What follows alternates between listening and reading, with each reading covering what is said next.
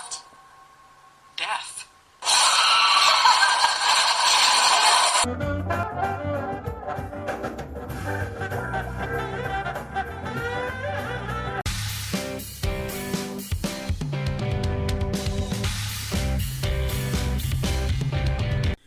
This review is on the movie The Toll. I'm the anger guy. I'm going to tell you like it is. Michael Nader was the director and writer for his feature debut called The Toll. Mr. Nader also wrote the screenplay for the film Head Count. The cast in the film The Toll was Jordan Hayes as Cammy and Max Toplin as Spencer. The film starts out, hold on. I can't go any further. This is a great film for a teenage couple who could borrow their father's pickup truck with a bench front seat and go to drive it. In fact, let's go to one right now. As you know, I'm not a fan of horror films, but I gave the movie The Toll a go. The film starts out with Cammy just got off from a long flight and called an Uber. She called an Uber because she didn't want to bother her dad, who lives in the boonies, because it would have been too far for him to drive and too late at night. Cammy jumped in the Uber and immediately Spencer, a little awkward with people, tried to start a conversation. Cammy told him she was tired from the plane ride and was going to take a nap.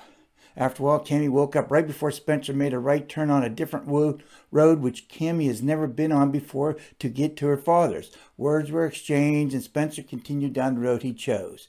Being a horror film, as they traveled onto the unfamiliar road, the woods got closer as they went further. Guess what happened? Spencer's car broke down. I didn't foresee that, did you? Spencer and Cammy's phone went dead and Spencer couldn't get his car started, but his defroster, power windows, and lights still worked. Can you imagine that?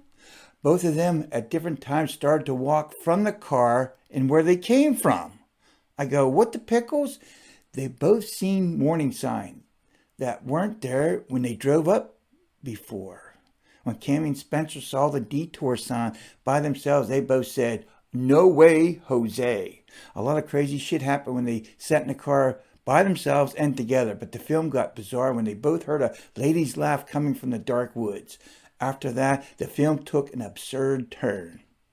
To me, the director and writer wrote the first half of the film with a clear mind, but lost his way in trying to tie in personal experiences by the two characters with the reason why the toll man wanted them. The film totally lost me after Cammy and Spencer passed the detour sign. The characters seemed to be forced to see and to relive certain experiences from their past to fit the narrative. The toll man needs to be paid. Out of an athletic score, I give the film The Toll D. The second half of the film was weird and senseless, only to come away with the idea past experiences and action should be dealt with. Thank you for watching. Thank you for commenting. And thank you so much for subscribing. Thank you. Thanks.